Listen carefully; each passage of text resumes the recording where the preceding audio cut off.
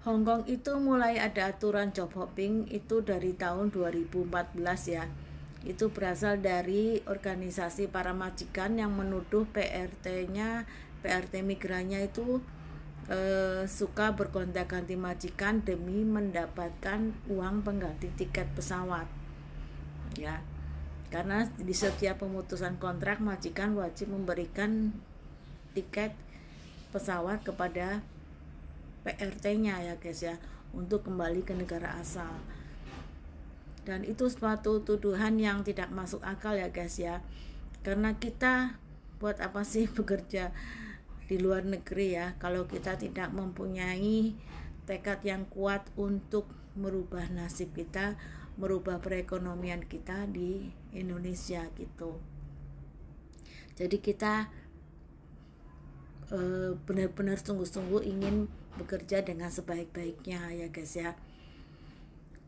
Maka dari itu, untuk teman-teman yang mempunyai kondisi kerja yang buruk, usahakan membuat kronologi kondisi kerja ya guys ya, itu untuk dikirim ke imigrasi dan juga ke KJRI Hong Kong gitu, supaya pihak imigrasi yang mempunyai visa itu bisa mempertimbangkan untuk apabila kita ingin bekerja kembali untuk berganti majikan gitu, apakah visa kita layak untuk di-approve atau tidak kayak gitu ya guys ya.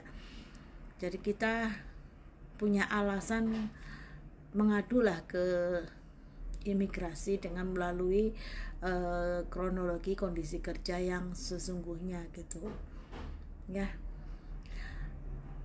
Jangan dikira saya juga itu ya guys ya, saya juga pernah mengalami kondisi kerja yang buruk ya. Jangan dikira saya kerja itu di Hong Kong itu mulus terus, enggak. Saya juga pernah mengalami kondisi kerja yang buruk dengan majikan yang sangat menindas ya guys, yang menindas begitulah ya, karena bekerja nggak ada henti-hentinya gitu guys ya. Ibaratnya kita laya-laya bentar aja nggak bisa gitu. Menurut aku sih itu majikan yang kurang bahagia hidupnya ya. Jadi senangnya nindas terus kepada pekerjanya, kepada PRT-nya gitu. Malah kita kadang sering menjadi sasaran emosinya majikan. Nggak tahu dia emosi kenapa, dari mana asalnya, mungkin dari pekerjaannya di kantor apa di mana, terus di rumah marah-marah, dan kita kadang menjadi sasaran emosi majikan gitu kan ya. Ya gitulah, kalau dapat majikan hidupnya kurang bahagia, pasti efek ke kita juga ya akan seperti itulah, tahu sendiri ya guys ya. Jadi jika teman-teman itu sudah merasa nggak tahan banget, nggak bisa mempertahankan kontrak kerja dengan majikan sampai 2 tahun untuk mendapatkan rekod finish kontrak, good record gitu ya. Kalau finish kontrak kan good record ya, bukan bad record gitu.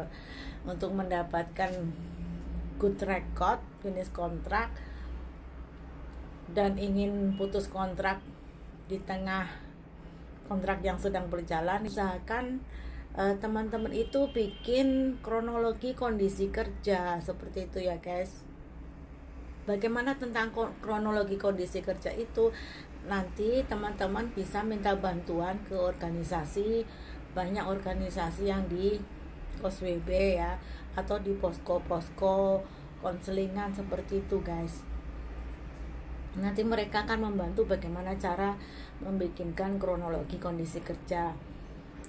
Itu berisi tentang datanya kalian, dari paspor, Hong Kong ID, kontrak kerja, terus berapa lama kerja di rumah majikan itu ya, dari sejak mulai kapan, terus bekerja jaga apa di situ, berapa orang yang dijaga, berapa orang yang diurusi gitu ya.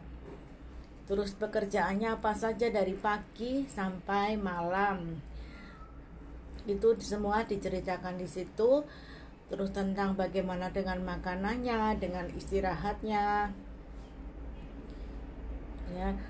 Terus bagaimana dengan kondisi kerjanya, kenapa kok bisa sampai putus kontrak, kan pasti ada alasannya tuh.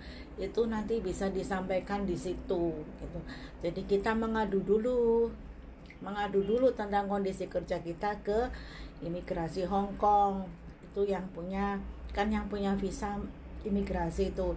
Jadi kita mengadu dulu kondisi kerja kita dengan menggunakan kronologi kondisi kerja, seperti itu ya guys.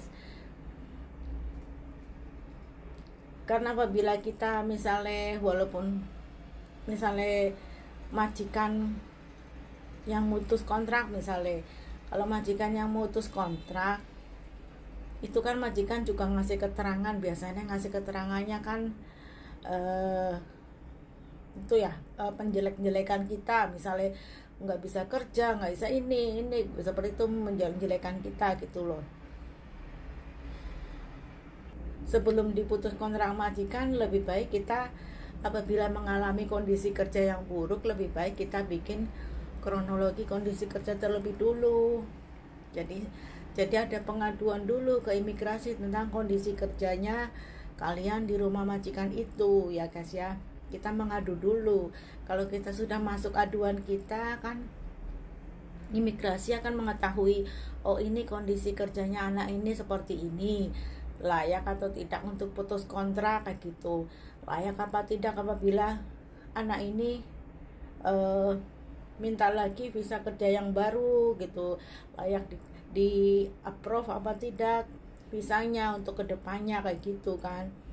Jadi kita usahakan mengadu dulu lah ke imigrasi tentang kondisi kerja kita ya, dengan menggunakan itu kronologi kondisi kerjanya gitu. Nanti akan dibantu oleh organisasi-organisasi yang di KOSWB atau dimanapun, posko-posko yang dibuka, posko konselingan, nanti dibantu bagaimana mengisi kronologi kondisi kerja itu, dan mereka nanti akan membantu mentranslate bahasa Inggris ya guys, sebelum dikirim ke imigrasi, atau bisa juga dikirim ke KJRI Hong Kong juga apabila memang diperlukan seperti itu. Karena ada hal-hal tertentu itu yang memang KJRI ini harus mengetahui, ada masalah seperti ini kayak gitu kan. Jadi kita kadang mengirim dua, satu ke imigrasi dan satunya ke KJRI Hong Kong gitu, supaya KJRI juga mengetahui ada kondisi kerja seperti ini, ada majikan seperti ini di Hong Kong, namanya ini gitu ya. Jangan takut-takut mengadu, karena itu adalah hak kita mengadu ya, sebelum kita diberi keterangan buruk sama majikan gitu. Oke guys, semoga bermanfaat ya. Bye bye.